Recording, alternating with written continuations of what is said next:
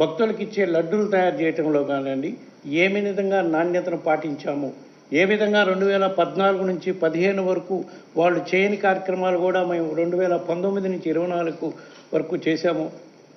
కొన్ని వివరాలు మీకు తెలియజేయడం కోసం ఈరోజు ఈ ప్రెస్ కాన్ఫరెన్స్ ద్వారా చెప్పడం జరుగుతుంది.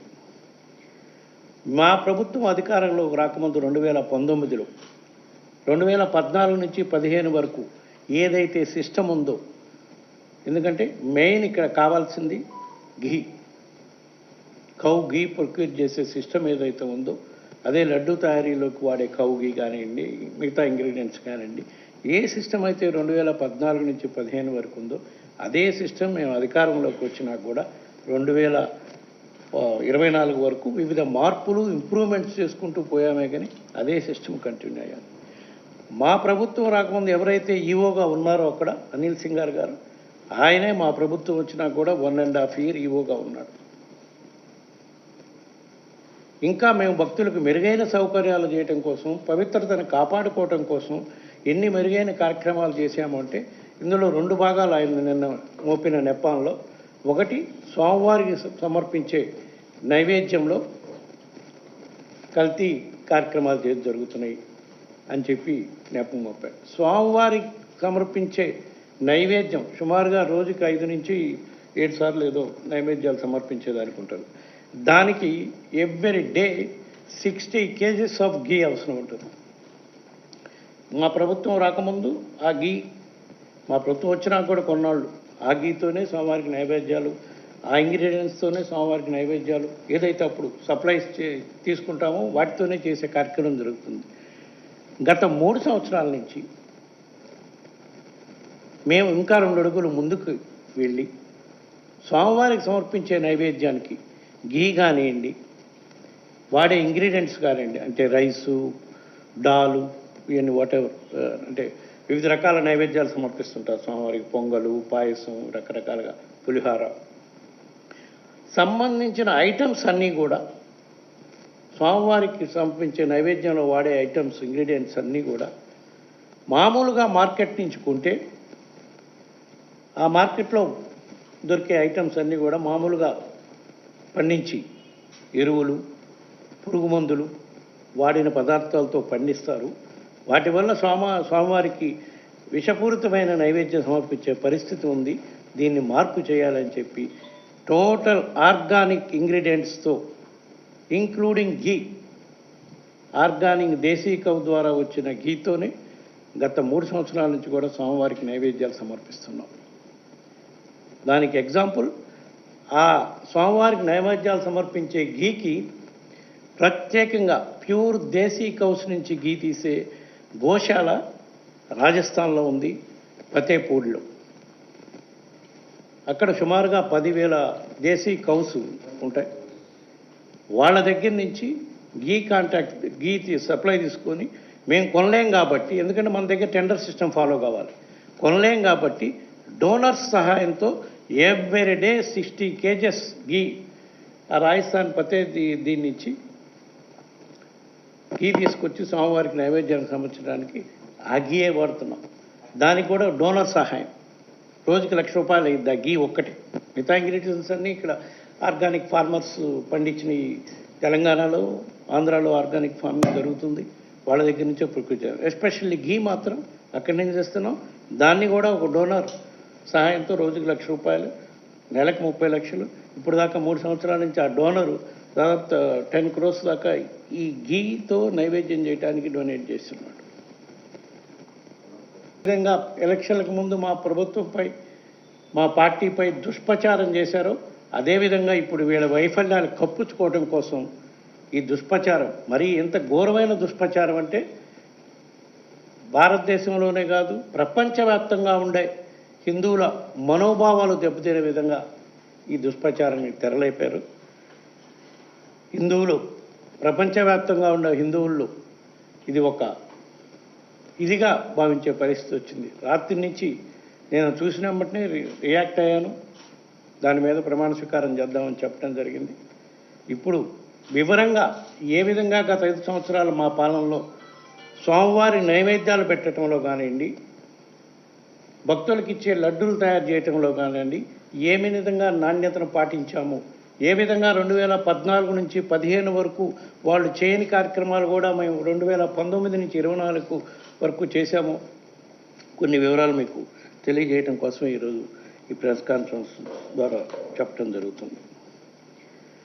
మా ప్రభుత్వం అధికారంలోకి రాకముందు 2019లో 2014 నుంచి 15 వరకు ఏదైతే సిస్టమ్ ఉందో, ఎందుకంటే మెయిన్ ఇక్కడ కావాల్సింది ఘీ, కౌ ఘీ ప్రొక్యూర్ చేసే సిస్టమ్ ఏదైతే ఉందో అదే లడ్డు తయారీలోకి వాడే. మీటింగ్ లో ఓపెన్ గా అందరూ తెలుగుదేశం ఎమ్మెల్యేలు అందరూ సాక్షాత్తు కూర్చున్నప్పుడు కొన్ని తిరుమల తిరుపతి దేవస్థానం టీటీడీలో జరిగిన అక్రమం అన్నిటికైనా పెద్ద తప్పు. సాక్షాత్తు వెంకటేశ్వర స్వామిని అన్ని విధాలుగా భ్రష్టు పట్టించిన గాడిదల గురించి చంద్రబాబు నాయుడు గారు నిన్న బయట పెట్టడం జరిగింది. మనకు తెలుసు, వైసీపీ ప్రభుత్వం ఉన్నప్పటి నుంచి లడ్లు వాసన వస్తున్నాయి, లడ్లు తింటుంటే కంపు వాసన వస్తుంది అని ఎన్నోసార్లు మనకి కంప్లైంట్లు వచ్చినాయి. చాలా మంది విమర్శించారు, లడ్డు నాణ్యత లేదు, లడ్డు సరిగ్గా లేదు, లడ్డు వాసన వస్తుంది, చర్యలు తీసుకోమని భక్తులు వేలాది మంది సంఖ్యలో ఈవో గారికి అయితేవి, ముఖ్యమంత్రికి అయితేవి ఎన్నో సందర్భాల్లో మనకి చెప్పడం జరిగింది. ఫోన్ ఇన్ విత్ డివో అని ఒక ప్రోగ్రాం పెట్టినప్పుడు కూడా ఎన్నో సార్లు లడ్డు నాణ్యత లేదు, ఏదో తప్పు ఉంది, ఇక్కడ ఏదో తప్పు జరుగుతుంది అనే వాస్తవం చాలా మంది భక్తులు ఫోన్లు చేసి కూడా చెప్పారు. ఈరోజు చాలా వాస్తవాలు మీ ముందరికి బయటకు తీసుకొని వస్తున్నా. NDRI retired principal సెక్రటరీతో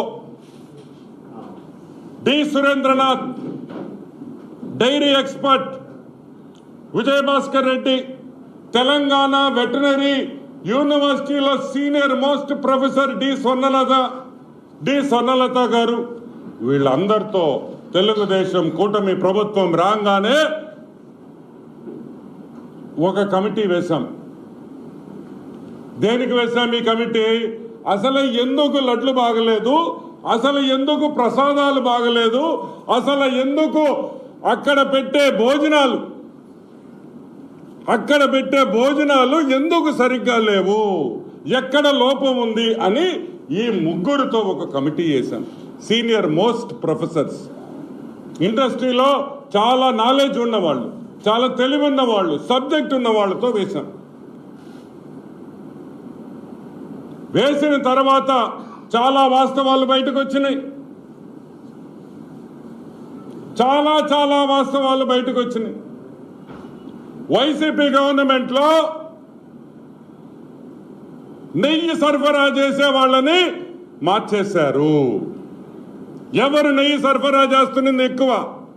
Nandini dairy, Karnataka milk federation, government of కర్ణాటకకు సంబంధించిన కర్ణాటక గవర్నమెంట్ సంబంధించిన మిల్క్ ఫెడరేషన్ నందిని బ్రాండ్ తో నందినికి తిరుమలకు సరఫరా చేస్తున్నారు. మార్చారు. ఎందుకు మార్చాల్సి వచ్చింది? ఎందుకంటే నందిని వాళ్ళు, కర్ణాటక మిల్క్ ఫెడరేషన్ వాళ్ళు డబ్బులు ఇవ్వరు కాబట్టి, లంచాలు ఇవ్వరు కాబట్టి వాళ్ళని తీసి తక్కువ రేటుకి వాళ్ళకి రాలేరు, వాళ్ళు చేయలేరు, వాళ్ళకి వర్కౌట్ కాదు అని చెప్పి వాళ్ళని తరివేయడం జరిగింది. ఈ విషయం కర్ణాటక అసెంబ్లీలో కూడా చర్చ జరిగిన విషయం మీకు అందరికీ గుర్తు చేస్తున్నా. కర్ణాటక అసెంబ్లీలో కూడా చర్చ జరిగింది. ఎందుకు మేము పంపించేకి మేము తక్కువ రేటుకి లాభాలు లేకపోయినా మేము పంపిస్తుంటే కూడా తీసుకోవటం లేదు అని అసెంబ్లీలో, కర్ణాటక అసెంబ్లీలో దీని మీద చర్చ జరిగిందని కూడా మీకు మనవి చేస్తా ఉన్నా. ఈరోజు